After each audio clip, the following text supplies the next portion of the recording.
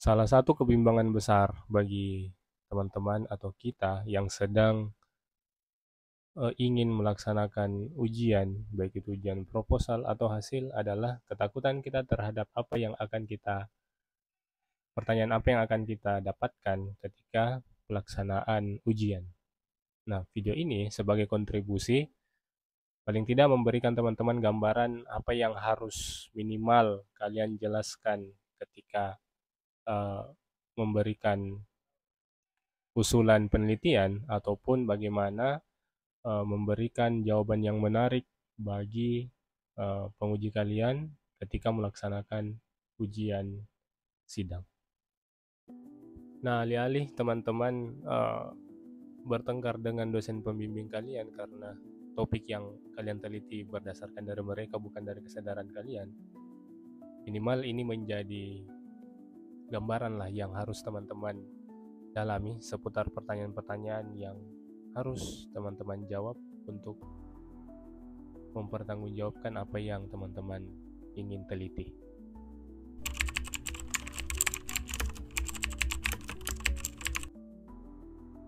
Nah, untuk menjawab pertanyaan ini, mengapa Anda memilih topik ini, setidaknya ada 3 cara untuk menjawab ini dan memudahkan teman-teman agar lebih kelihatan pintar sedikit ya.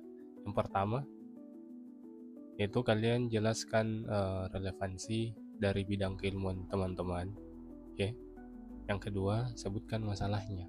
What is the problem? Apa masalah yang muncul di penelitian teman-teman?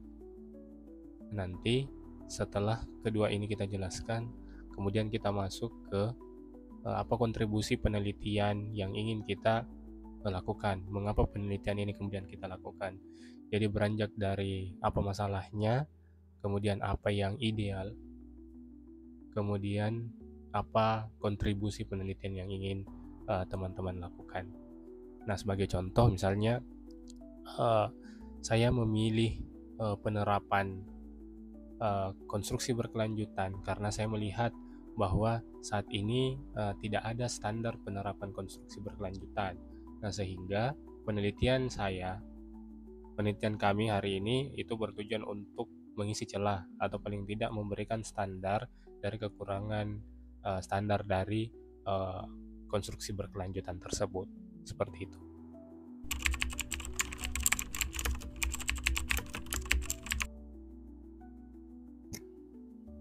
Nah, kemudian masalah yang kedua atau pertanyaan kedua itu menyangkut masalah dalam penelitian. Nah, langkah-langkah yang bisa kalian lakukan yang pertama, apalagi misalnya teman-teman pernah magang, pernah internship atau KP atau apapun sebutannya, pernah melihat ada potensi masalah di tempat kalian, ya kalian bisa jelaskan itu, apa yang menjadi masalah utama selama kalian di situ. Nah, setelah kalian menjelaskan masalahnya, kalian bisa perkuat dengan data-data pendukung. Nah, data-data pendukung ini bisa jadi misalnya literatur-literatur atau data-data sekunder yang teman-teman dapatkan melalui jurnal-jurnal inter atau jurnal-jurnal nasional yang bisa memperkuat penelitian teman-teman dan memperkuat masalah dari teman-teman. Nah, saya kasih contoh misalnya, masalah utama dari penelitian kali ini karena saya melihat bahwa masih kurang kesadaran dari stakeholder untuk menerapkan standar konstruksi berkelanjutan di bangunan gedung. Nah, hasil ini juga diperkuat ketika saya mengadakan wawancara dan jurnal-jurnal terdahulu terhadap kontraktor. Mereka hanya konsen atau fokus kepada biaya dan waktu daripada aspek keberlanjutan pada konstruksi.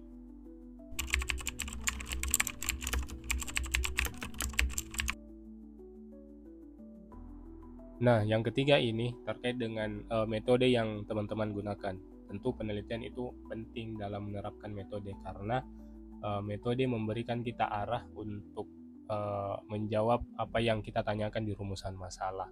Nah, ketika ditanya metode penelitian apa yang digunakan, teman-teman yang pertama, jelaskan metode apa yang kalian gunakan. Bisa kualitatif, kuantitatif, atau bisa mix atau campuran tadi. Nah, setelah kalian memilih, kalian jelaskan mengapa metode penelitian itu kalian pilih karena dia sesuai dengan tujuan penelitian. Jadi pemilihan metode penelitian itu disesuaikan dengan apa tujuan dari penelitian itu. Nah, sebagai contoh, apa kalian memilih metode penelitian? Nah, misalnya saya menggunakan metode kualitatif dengan wawancara semi terstruktur karena saya ingin memahami pandangan langsung dari stakeholder di proyek konstruksi. Kenapa ini digunakan? Karena metode ini lebih fleksibel untuk menggali informasi mendalam terkait tantangan yang dihadapi. Jadi kenapa kita memilih kualitatif dengan semi wawancara? Karena tujuannya memang di awal adalah kita ingin menggali informasi tentang tantangan yang mereka hadapi di proyek konstruksi.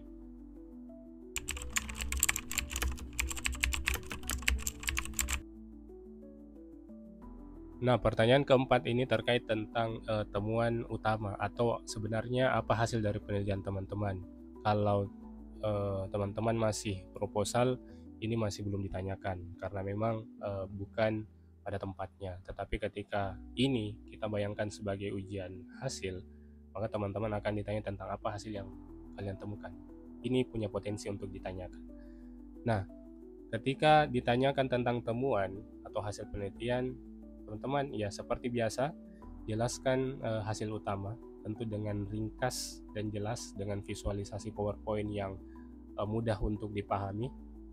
Yang kedua adalah hubungkan dengan tujuan penelitian. Apakah hasil ini apa hubungan hasil penelitian teman-teman dengan tujuan dan bagaimana interpretasinya.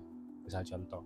Nah, hasil penelitian dari penelitian saya itu menunjukkan bahwa komunikasi antar stakeholder yang buruk itu menjadi faktor utama yang menghambat penerapan konstruksi berkelanjutan. Oleh karena itu, saya merekomendasikan adanya standar komunikasi dan pelatihan khusus bagi stakeholder untuk meningkatkan kemampuan komunikasi dan koordinasi dalam penerapan aspek konstruksi berkelanjutan.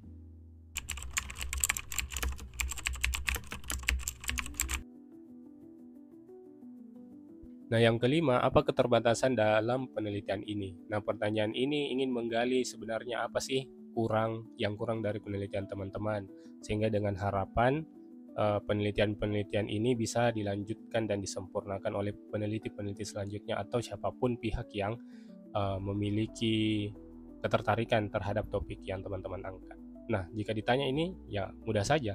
Silakan teman-teman sebutkan apa keterbatasannya dengan jujur ya. Karena kita tahu bahwa tak ada gading yang tak retak, begitupun penelitian pasti ada celah untuk disempurnakan. Yang pertama, silakan sebutkan keterbatasannya bahwa ini keterbatasan metode, populasinya kurang luas, teorinya yang dipakai mungkin sudah usang, serta beberapa gap-gap lain yang masih banyak terjadi di penelitian kali ini. Itu yang pertama, silakan utarakan keterbatasannya dengan jujur. Yang kedua, itu berikan solusi atau saran untuk penelitian selanjutnya. Hal ini dilakukan untuk memberikan gambaran bahwa apa yang harus kita lakukan selanjutnya. Atau jika ada peneliti-peneliti lain yang ingin melakukan, ya mungkin ini bisa disempurnakan. Nah, contoh menjawabnya, misalnya seperti ini. Bahwa keterbatasan penelitian ini adalah jumlah responden yang masih terbatas pada satu wilayah tertentu. Misalnya, hanya Jakarta, hanya Makassar, atau kota-kota lainnya. Nah, sehingga penelitian selanjutnya itu bisa diperluas dengan menggabungkan beberapa wilayah-wilayah, misalnya di Indonesia Timur, Indonesia Tengah, atau Indonesia bagian Barat. Jadi sekali lagi, apakah semua pertanyaan ini akan muncul ketika teman-teman melakukan ujian, seminar, baik itu proposal atau hasil? Itu belum tentu. Yang menjadi kunci adalah seberapa paham teman-teman atau seberapa teman-teman memiliki kedalaman terhadap apa yang kalian teliti. Jadi penelitian yang baik, skripsi, tesis, atau apapun itu, sebaik-baiknya tugas akhir adalah yang kalian pahami dan yang kalian ketahui dan bisa kalian pertanggungjawabkan. Semoga ini membantu. Assalamualaikum warahmatullahi wabarakatuh.